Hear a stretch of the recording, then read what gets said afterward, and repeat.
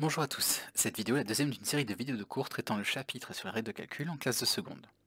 Dans votre cahier, vous écrivez grand E en rouge, calcul avec des puissances, suivi de petit a en vert, définition. N'oubliez pas de souligner ces deux titres. Mettez la vidéo en pause, puis reprenez une fois que c'est noté. Alors, petit a, définition en vert, pour tout nombre réel a et tout entier naturel n supérieur ou égal à 2, on va définir ce que c'est que a puissance n. A puissance n, ce n'est rien d'autre que a fois a fois a fois a, n fois. On a là donc n facteurs égaux à a. On dit qu'A puissance n, c'est la puissance énième de A. Et n, c'est l'exposant dans A puissance n. Par convention, A la puissance 0 est égal à 1, dès lors que A est différent de 0. Alors, juste expliquons ça. A puissance 0, pourquoi il est égal à 1? Tout simplement parce que 1, c'est l'élément neutre de la multiplication. Multiplié par 1 revient à rien faire.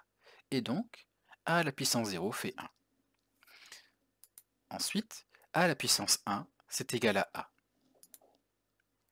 Si A est non nul, et si n est un entier naturel, alors on pose A à la puissance moins n comme étant égal à 1 sur A à la puissance n. Et on dit que A puissance moins n est l'inverse de A à la puissance n. Mettez la vidéo en pause, puis reprenez une fois que c'est noté. Voyons quelques exemples pour illustrer ceci.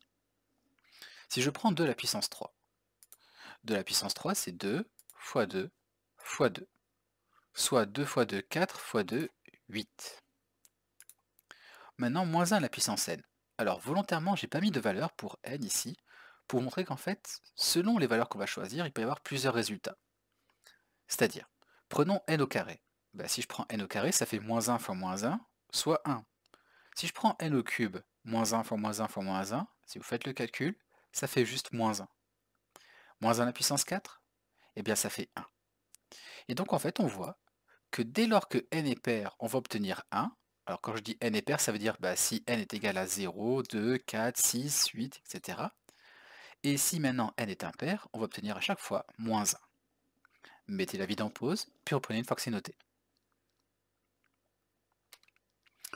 Petit mais maintenant en vert, règle de calcul, n'oubliez pas de souligner ce titre.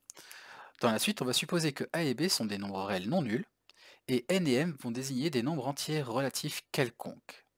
D'accord? Donc je rappelle que n et m entiers relatifs, ça veut dire simplement que ce sont des entiers positifs ou négatifs, ou nuls éventuellement. Règle numéro 1, si je prends a à la puissance n fois a à la puissance m, et bien ça fait a à la puissance n plus m. Et en cas particulier de ceci, il se trouve que a à la puissance n sur a à la puissance m, ça fait a à la puissance n moins m. Tout ce qu'on a fait, c'est de dire qu'en fait, a à la puissance n sur a à la puissance m, c'est juste a à la puissance n fois 1 sur a à la puissance m. Et d'après ce qu'on vient de dire, 1 sur a à la puissance m, précédemment, ça faisait a à la puissance moins m. Voyons quelques exemples. Essayons un petit peu de simplifier l'écriture de la puissance 3 fois 2 à la puissance 5. Ça, d'après ce qu'on vient de dire, d'après la règle numéro 1, c'est juste égal à 2 à la puissance 3 plus 5, c'est-à-dire 2 à la puissance 8. Alors évidemment, cette règle de calcul, on pourrait s'en passer. Si on s'amusait par exemple à écrire tous les calculs qui sont ici. Reprenons. 2 puissance 3 fois 2 puissance 5. J'ai volontairement mis ici des couleurs pour bien différencier ces deux nombres-là. 2 puissance 3, c'est donc 2 fois 2 fois 2. 2 à la puissance 5, c'est 2 fois 2 fois 2 fois 2 fois 2. En fait, il y a 5 fois le facteur 2. Et donc, si on compte ici le nombre de fois on a 2, et bien en fait on l'a 8 fois. C'est-à-dire 2 puissance 8. Vous voyez que même pour des petites valeurs, pour des petits exposants ici, là, on commence à avoir des écritures à rallonge si on commence à détailler là. C'est donc tout l'intérêt de l'écriture qui est ici. Imaginons qu'on ait par exemple 2 à la puissance 30 fois la 2 à la puissance 50. On va pas s'amuser à écrire 2 30 fois et 2 encore 50 fois, ce serait pas possible, on n'aurait pas la place d'écrire ça sur notre cahier. C'est donc tout l'intérêt de cette formule qui permet d'aller très très vite. Donc j'ai volontairement, là ici, effacé ce qui était écrit précédemment. En fait, nous, à partir de maintenant, on ne l'écrira plus comme ça. On exploitera cette formule au mieux pour aller beaucoup plus vite. Et ça évitera d'ailleurs même de faire des erreurs. Si je prends maintenant 3 à la puissance 5 sur 3 au cube, d'après le cas particulier, donc en fait, ces deux règles-là, en fait, elles se ressemblent. Hein. Si je prends maintenant la règle suivante, et bien ça fait tout simplement 3 à la puissance 5 moins 3, c'est-à-dire 3 au carré. Vous pouvez mettre la vidéo en pause, puis reprendre une fois que c'est noté. Règle numéro 2 maintenant, que se passe-t-il quand on prend des puissances de puissance? A la puissance n à la puissance m, ça fait a la puissance n fois m. Voyons un exemple. Si je prends 5 au carré, le tout au cube, ça fait donc 5 à la puissance 2 fois 3, c'est-à-dire 5 à la puissance 6. Si je décidais de faire un petit peu comme tout à l'heure, c'est-à-dire de détailler un peu ces calculs, pour expliquer un peu d'où vient ce 5 à la puissance 6, plutôt d'où vient cette règle en fait. 5 au carré à la puissance 3, ce serait donc 5 au carré, fois 5 au carré, fois 5 au carré. On aurait 3 fois le facteur 5 au carré.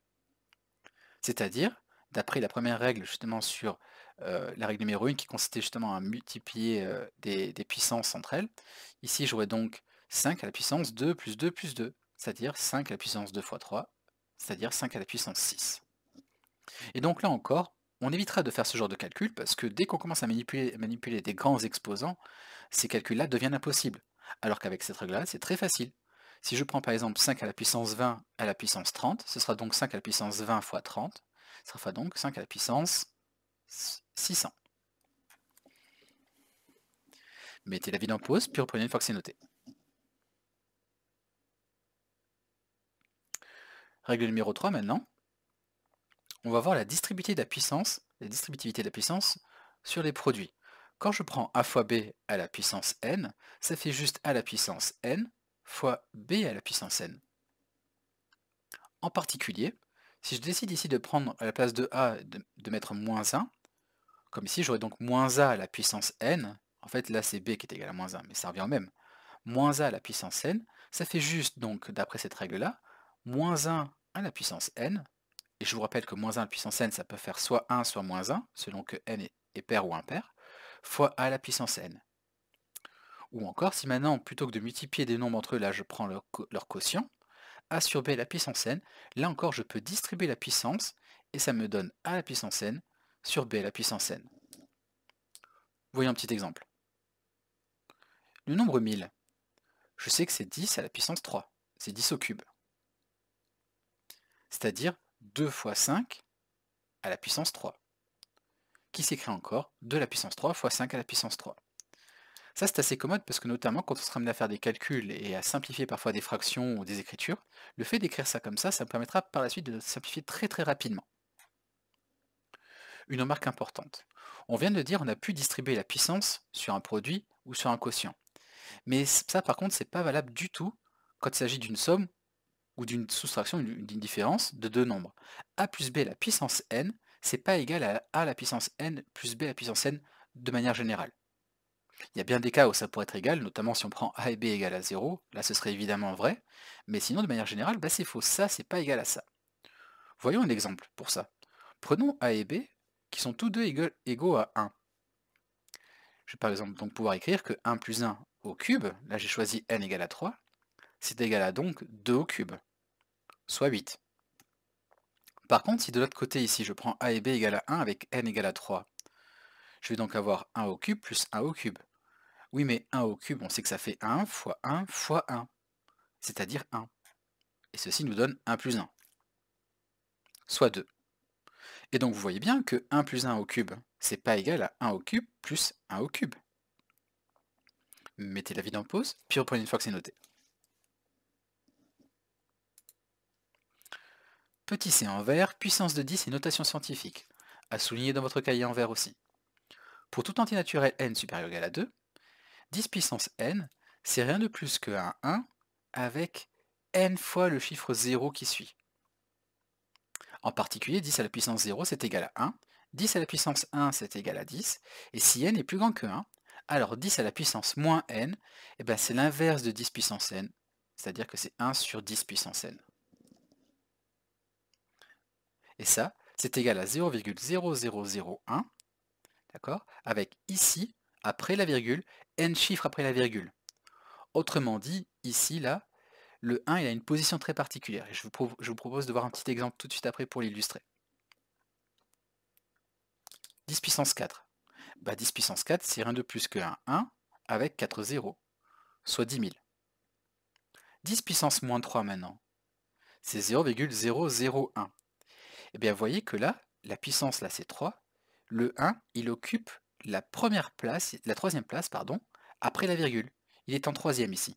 J'ai bien 3 chiffres après la virgule. 10 puissance moins 6, ce serait donc pareil, ce serait 0,000. Après la première virgule, j'aurais 6 chiffres, et donc le 1 viendrait en sixième position. Regardez ici. 1, 2, 3, 4, 5, 6. 1 occupe la sixième position. Ensuite, on vient de voir justement des règles de calcul sur les puissances, et on peut encore les appliquer sur les puissances de 10. 10 puissance 7 fois 10 puissance moins 3 au carré, priorité aux exposants ici, donc 10 puissance moins 3 au carré. Quand on prend des exposants d'exposants, il suffit juste de multiplier les puissances entre elles. Ça nous donne donc 10 puissance 7 moins 6, soit 10 puissance 1, c'est-à-dire 10. Et ensuite, diviser un nombre par exemple 0,01, eh bien ça revient à le multiplier par 1000. Et oui, je vous rappelle que l'inverse de la division, c'est la multiplication. Et donc l'inverse de 0,01, comme 0,001 c'est 10 puissance moins 3, l'inverse de 10 puissance moins 3 c'est 10 puissance 3, soit 1000. Là en fait on peut lire 1 millième et là on a 1000. Mettez la vidéo en pause, puis reprenez une fois que c'est noté. L'écriture scientifique maintenant. Qu'est-ce que c'est que l'écriture scientifique d'un nombre décimal? Alors déjà on parle d'écriture scientifique dans le cas d'un nombre décimal non nul. Et bien en fait c'est tout simplement un nombre A fois 10 à la puissance n, où A doit être un nombre décimal compris entre 1 et 10, 1 inclus et 10 exclus, et n est un entier relatif.